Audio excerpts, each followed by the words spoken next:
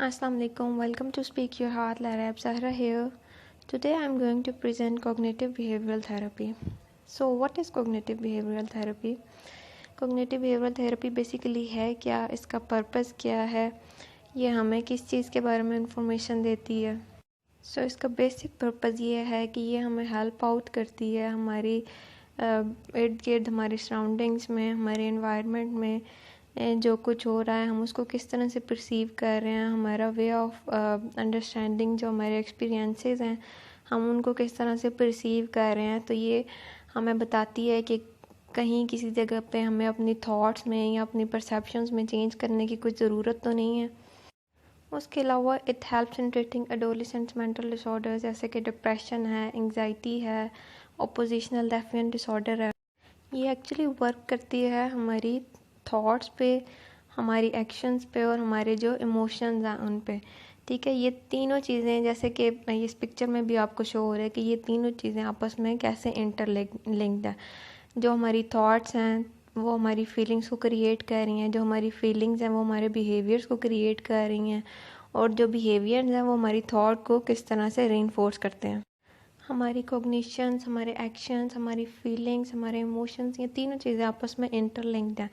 ठीक है, और ये नेक्स्ट स्लाइड में उन तीनों चीज़ों का जो इंटर रिलेशन है उसी को एक्सप्लेन किया गया है कि जो ऊपर सबसे आपको थॉट नज़र आ रहा लिखा हुआ, थॉट्स के अलावा एक साइड पे इमोशंस लिखा हुआ नज़र आ रहा है, एक साइड पे बिहेवियर्स, और ये एरोज़ क्या शो कर रहे हैं कि ये तीनों चीज़ें किस तरह से आपस में इंटरलिंक्ड हैं. जो हमारी थॉट्स हैं वो हमारी इमोशंस को भी इफ़ेक्ट कर रही हैं और हमारे बिहेवियर्स को भी इफ़ेक्ट कर रही हैं. उसके अलावा जो हमारे बिहेवियर्स हैं वो हमारी थॉट्स को भी अफेक्ट कर रहे हैं, हमारे इमोशंस को भी अफेक्ट कर रहे हैं. इसी तरह जो हमारे इमोशंस हैं वो हमारी थॉट्स को भी अफेक्ट करते हैं और हमारे बिहेवियर्स को भी अफेक्ट करते हैं. और इसके बीच में आपको लिखा हुआ नज़र आ रहा है चेंजिंग परसेप्शंस, यानी कि CBT का जो बेसिक पर्पज़ है वो यही है कि हम चीज़ों को किस तरह से परसीव कर रहे हैं. ठीक है, अगर कहीं पे कोई हम किसी चीज़ को गलत परसीव कर रहे हैं या हमें किसी चीज़ की गलत अंडरस्टैंडिंग हो रही है तो हमने अपनी वो परसेप्शंस को चेंज करना है थ्रू CBT. ओके, और नेक्स्ट पे ये हमें कुछ इसके एग्जांपल्स हैं इन तीनों चीज़ों की, जैसे ये फीलिंग्स हैं, थॉट्स हैं और बिहेवियर्स हैं. फॉर एग्ज़ाम्पल आपका कोई एग्ज़ाम है या आपने कोई प्रेजेंटेशन जो आपने लोगों के सामने अपने प्रेजेंट करनी है, तो उसमें आपका जो फीलिंग्स आपकी क्या होंगी कि आपको नर्वसनेस फ़ील होगी, आपको एंग्जाइटी फ़ील होगी, स्ट्रेस फ़ील होगा. तो उस जो आपको फीलिंग्स ये आ रही हैं उन फीलिंग्स का रिज़ल्ट क्या होगा कि आपको इस तरह की थॉट्स आएंगी कि मैं तो नहीं ये कर सकता, आई कैन डू दिस, सब मुझे देख रहे हैं, तो कोई मसला हो जाएगा. इस तरह की आपको थॉट्स आएंगी उसके रिज़ल्ट में. ठीक है, तो उन थॉट्स का रिज़ल्ट क्या होगा कि जब आप ये सोचेंगे कि मैं तो नहीं कर सकता, सब मुझे देख रहे हैं, तो जो आप बिहेवियर शो करेंगे वो क्या होगा कि आप वहाँ से भाग जाएंगे. ठीक है, you will escape from the situation, और फ्यूचर में आप उस सिचुएशन को अवॉइड करेंगे. तो ये तीनों चीज़ें इस तरह से आपस में इंटरलिंक्ड हैं. ठीक है, आपने फ़ील किया कि मुझे नर्वसनेस फ़ील हो रही है, एंग्जाइटी हो रही है, उसके रिज़ल्ट में आपने क्या किया कि आपको ये थॉट्स आए कि मैं तो नहीं कर सकता. ठीक है, उन थॉट्स का अल्टीमेट रिज़ल्ट क्या हुआ कि आपने उस चीज़ को अवॉइड करना शुरू कर दिया, आप उस सिचुएशन से भाग गए. इसी वजह से जो आपकी अनरियलिस्टिक नेगेटिव थॉट्स हैं दे कैन काज डिस्ट्रेस. तो CBT हेल्प आउट करती है इन चीज़ों को ओवरकम करने में. आपके जो इरेशनल जो आपकी थॉट्स हैं, जो आपकी जो डिस्टॉर्टेड कॉग्निशंस हैं या जो आपके बिहेवियर्स हैं, जो आपकी वर्ड को जो आपकी परसीव करने की एबिलिटी है उसको चेंज करने में हेल्प आउट करती है. नेक्स्ट हमारे पास हैं CBT के जो स्टेप्स हम अप्लाई करते हैं जिसके थ्रू जो है हम पेशेंट्स को ट्रीट करते हैं. इसमें सबसे पहले आता है आइडेंटिफाइंग इंफॉर्मेशन. इसमें हम क्या करते हैं, जो क्लाइंट की जो बेसिक इंफॉर्मेशन है ना वो उसे लेते हैं, जैसे कि उसका नाम, उसकी एज, उसकी फैमिली हिस्ट्री. इसमें उसकी जो मतलब उसकी फैमिली न्यूक्लियर फैमिली से बिलोंग करता है या जॉइंट फैमिली से बिलोंग करता है, यानी कि जो उसकी बेसिक इंफॉर्मेशन है ना, इसमें हम वो इंफॉर्मेशन लेते हैं उससे. नेक्स्ट हमारे पास है प्रॉब्लम लिस्ट. इसमें जो उसकी वो प्रेजेंटिंग कंप्लेंट्स बेसिकली इसमें आती हैं उसकी. फॉर एग्ज़ाम्पल वो हमें बताएगा कि मैं उदास रहता हूँ, मेरा किसी से मिलने को दिल नहीं करता, किसी से बात करने को दिल नहीं करता, मेरा फ्रेंड्स बनाने को दिल नहीं करता, ठीक है, मैं रोता रहता हूँ, या मुझे भूख नहीं लगती, मुझे नींद नहीं आती। इस तरह के जो वो हमें अपनी कंप्लेंट्स बता रहा है ना, वो सारी जो है वो प्रॉब्लम लिस्ट में आएंगी। नेक्स्ट जो इसका स्टेप है वो असेसमेंट है, ठीक है। असेसमेंट में हम लोगों ने असेस करना है कि फ़र्दर जब हमने प्रॉब्लम लिस्ट हमारे पास आ गई तो हमने फ़र्दर उसकी असेसमेंट करनी है, उसको हमने असेस करना है। डिटेल्ड में हमने उसकी जो है वो उसकी प्रेजेंटिंग कंप्लेंट से रिलेटेड हमने उसकी हिस्ट्री लेनी है, ठीक है। जो डायग्नोसिस है उसको क्लियर करने के लिए हम उसको फर्दर असेस करेंगे। इसमें दो तरह के असेसमेंट्स हैं, एक फॉर्मल असेसमेंट और एक इनफॉर्मल असेसमेंट। फॉर्मल असेसमेंट क्या है जी? बेसिकली ये एक स्ट्रक्चर्ड जो क्वेश्चंस होते हैं हमारे पास, तो वही हम क्वेश्चनिंग उनसे करते हैं। इसमें हम साइकोमेट्री यूज़ करते हैं एज अ टूल, ठीक है। जैसे कि हमारे पास डिप्रेशन का पेशेंट आया है तो हम उसके ऊपर BDI अप्लाई करेंगे, तो उसमें जो क्वेश्चंस हमें गिवन है हमने सिर्फ उससे वही क्वेश्चंस पूछने हैं, वही क्वेश्चंस हमने उससे फिल करवाने हैं। जो इनफॉर्मल असेसमेंट है इसमें कोई स्ट्रक्चर जो है वो हमारे पास क्वेश्चनियर नहीं होगा, कोई हमारे पास जो है इसमें इनफॉर्मल से जो क्वेश्चंस होंगे हम अपनी अंडरस्टैंडिंग के लिए कोई पॉइंट क्लियर करने के लिए हम अपनी तरफ से उनसे क्वेश्चनिंग कर सकते हैं, ठीक है।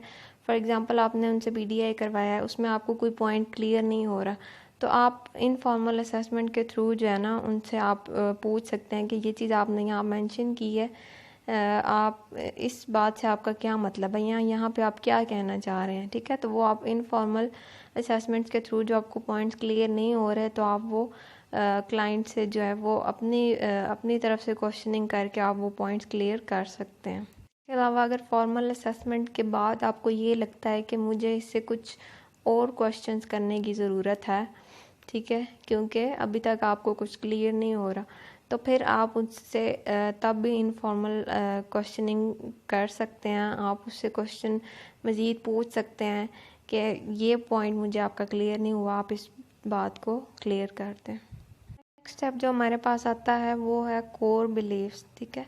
यानी कि क्लाइंट ने इस तरह की बिलीव्स बनाए हुए होते हैं जो उनकी प्रॉब्लम काज कर रहे होते हैं। ये बेसिकली मेन रूट काज होते हैं प्रॉब्लम के, ठीक है। इसमें ये बेसिकली इरेशनल बिलीव्स होते हैं, जैसे कि क्लाइंट ये सोच रहा होता है कि मैं तो ये नहीं कर सकता, मुझसे तो नहीं होगा, ठीक है। तो ये जब वो इस तरह के बिलीव्स वो बना लेते हैं तो वो उसकी जो है वो उसके लिए प्रॉब्लम काज करते हैं किसी भी सिचुएशन में जाके प्रेजेंट करने में, या किसी से बात करने में, या किसी से मिलने में, किसी से रिलेशंस बनाने में। जब वो उनका ये एक इरेशनल सा बिलीव बन जाता है कि मुझसे तो ये नहीं होगा, तो फिर वो कुछ भी नहीं कर सकते। तो ये बेसिकली मेन रूट काज होते हैं प्रॉब्लम की। ये अगर मगर वाले सेंटेंसेस होते हैं इसमें, जैसे कि अगर मैंने ये किया तो ये हो जाएगा, ठीक है। इसमें ये नीचे जो डायग्राम में भी एक्सप्लेन किया हुआ है टेस्ट फेल टेस्ट, ठीक है। तो इसमें नेक्स्ट एक में जो है वो इंटरनल बिलीफ उसका ये बना कि I M worthless and stupid, ये उसका एक बिलीफ बना, ठीक है। अगर ये बिलीफ बनेगा तो उसका रिजल्ट क्या होगा? डिप्रेशन, ठीक है। जो उसके नीचे वाली जो है उसमें फेल टेस्ट और जो इंटरनल बिलीफ उसका बना कि I am smart but I didn't study for the test, I can do better, ठीक है।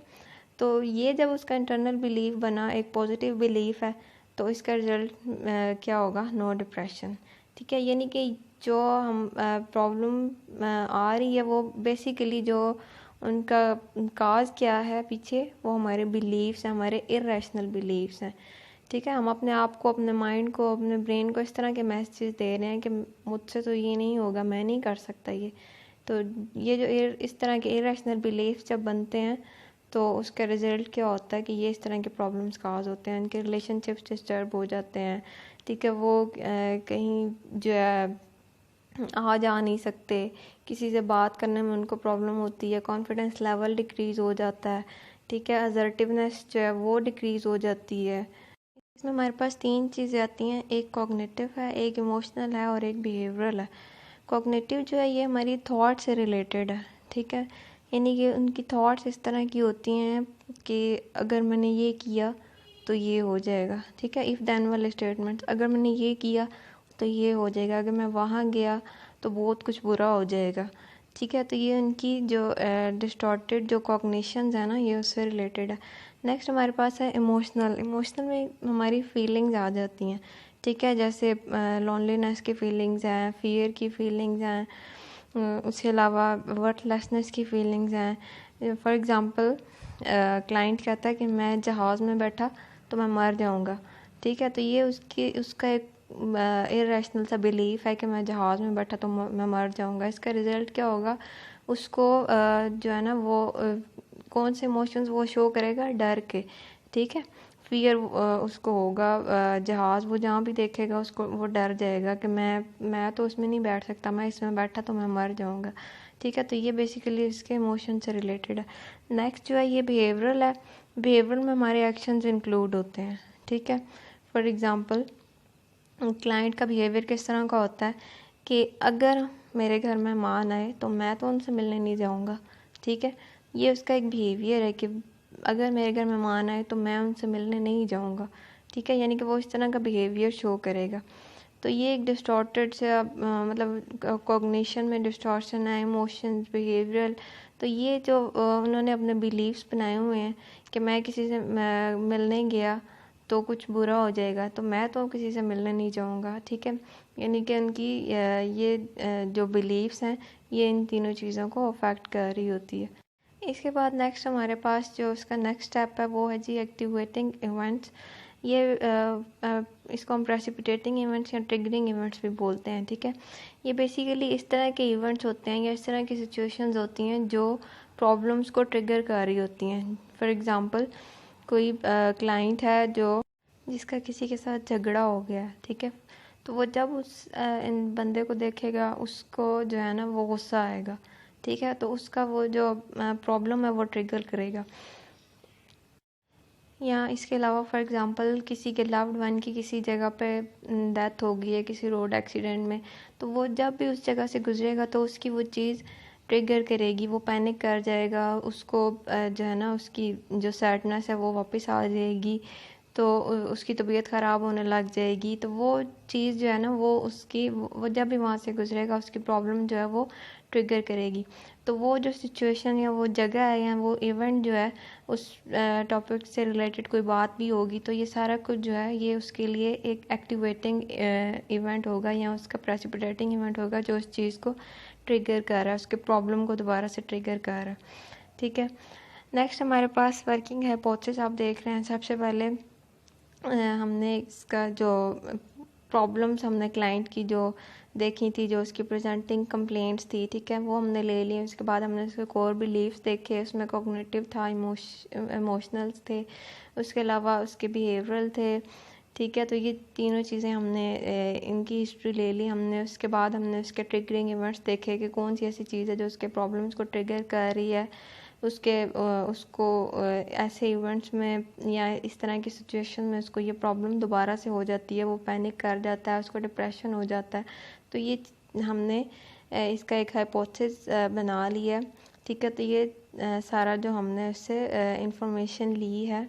नेक्स्ट हम देखते हैं, जब हमने ये सारा कुछ कर लिया, नेक्स्ट हमने देखा उसका ओरिजिन, ठीक है, कि उसका बेसिक जो प्रॉब्लम स्टार्ट कहाँ से हुई है, ठीक है, उस प्रॉब्लम की बेस क्या है, ठीक है, कि सबसे पहले वो प्रॉब्लम कहाँ से शुरू हुई थी। फॉर एग्ज़ाम्पल उसके किसी लव्ड वन की डेथ के बाद ये प्रॉब्लम शुरू हुई है, तो वो उसका जो ओरिजिन है वो क्या होगा, उसके लव्ड वन की जो डेथ है वो उसका ओरिजिन होगा, ठीक है। नेक्स्ट हमारे पास आते हैं इंटरवेंशन प्लान्स। इंटरवेंशन प्लान्स क्या हैं कि हमने ये सारा कुछ जब हमने उससे हिस्ट्री ले ली है, उसकी प्रॉब्लम्स को हमने अंडरस्टैंड कर लिया है, ठीक है, हमारे पास हमें पता चल गया है कि ये प्रॉब्लम्स हैं उसके साथ। तो अब हमारे पास हम कौन से हमारे पास इस तरह के प्लान्स हैं जिसके थ्रू जो है वो हमने उस पर वर्क करना है, ठीक है। इसमें दो चीज़ें आती हैं, एक गोल्स और एक इंटरवेंशंस। गोल्स में क्या होगा कि हम हमारे पास एक आ गया ओवरऑल जो उसका प्रॉब्लम है, ठीक है। तो नेक्स्ट हमें क्या करना है कि हमने जिन गोल्स पे हमने काम करना है उनको हम डिवाइड कर लेंगे कि सबसे पहले जो हमारा टारगेट है वो हमने इस चीज़ को जो है ना वो ठीक करना है या इस चीज़ को हमने ट्रीट करना है। ठीक है, फॉर एग्ज़ाम्पल हमारे पास डिप्रेशन का पेशेंट है, तो हमने उसको गोल्स में डिवाइड कर लिया। तो हमारा सबसे पहला गोल क्या है कि जी हमने इसको रिलैक्स करना है। ठीक है, तो उसके लिए हम जो नेक्स्ट हमारा पॉइंट है इंटरवेंशन, तो हमने जब उसको गोल में डिवाइड कर लिया तो हम इसके लिए कौन सी इंटरवेंशन यूज़ करेंगे। ठीक है, हमारा फर्स्ट गोल जो था वो था उसको रिलैक्स करना, तो हम इसके लिए कौन सी इंटरवेंशन यूज़ करेंगे। फॉर एग्ज़ाम्पल हम रिलैक्सेशन ट्रेनिंग्स उसको देंगे, डीप ब्रीदिंग करवाएंगे उससे। ठीक है, उसके अलावा हम मसल रिलैक्सेशन करेंगे। ठीक है, तो नेक्स्ट जो हमारा गोल था ये हमने उस फर्स्ट गोल हमने अचीव कर लिया। नेक्स्ट हमारा गोल जो आता है वो अगर उसकी जो है वो थॉट जो डिस्टॉर्शन है वो है, तो हम जो हम नेक्स्ट इंटरवेंशन यूज़ करेंगे वो क्या करेंगे, हम कॉग्निटिव रिस्ट्रक्चरिंग यूज़ करेंगे। ठीक है, फॉर एग्ज़ाम्पल हमारे पास कोई क्लाइंट आया है जो फोबिया का उसको इशू है। ठीक है, तो हमारा गोल क्या होगा कि हमने उस फोबिया को हमने दूर करना है, उसके हमने फियर पे वर्क करना है। तो हम कौन सी इंटरवेंशन यूज़ करेंगे, उसके लिए हम सिस्टमेटिक डिसेंसिटाइजेशन करवाएंगे उसे।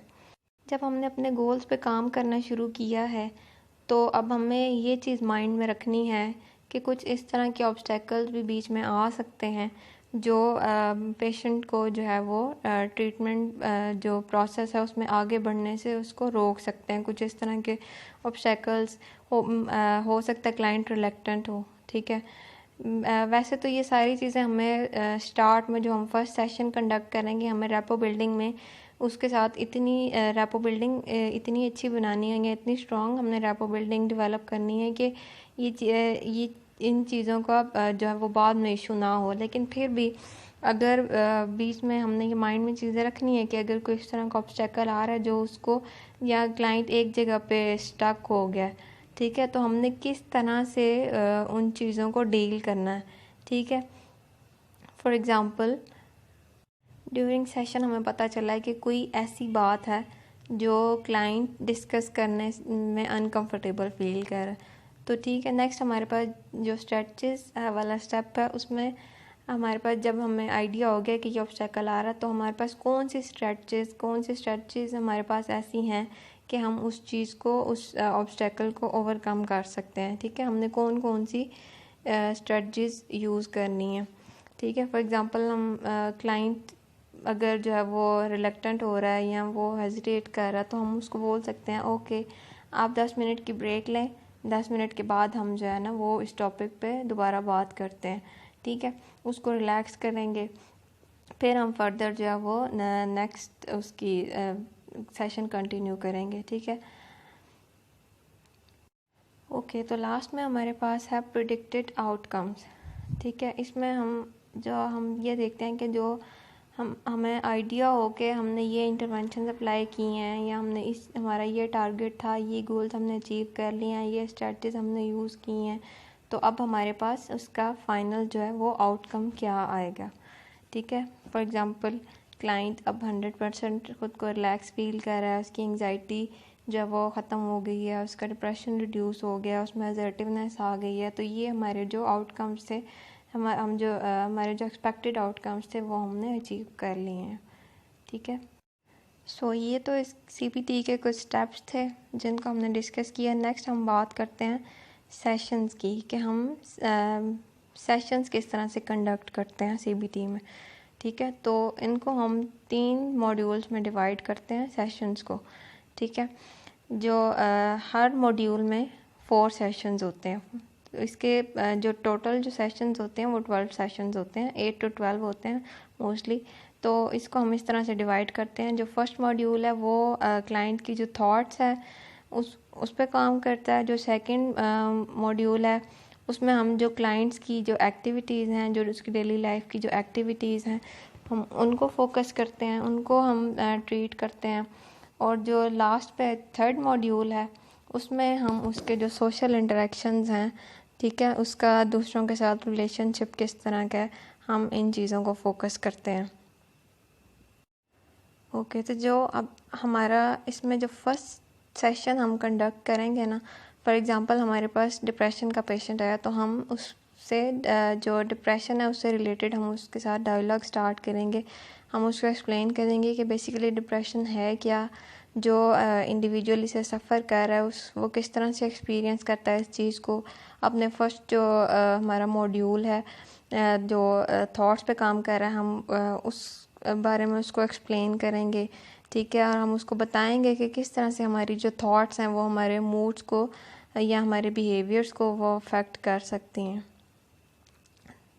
और जो इस मॉड्यूल में नेक्स्ट 3 सेशंस हैं, सेकंड, थर्ड, फोर्थ, उसमें हम क्या करेंगे, डिफरेंट टाइप्स जो हैं थिंकिंग एरर्स के, हम उन पे काम करेंगे। उसके जो डिसफंक्शनल थॉट्स हैं जो डिप्रेशन से एसोसिएटेड हैं, हम उन के ऊपर काम करेंगे।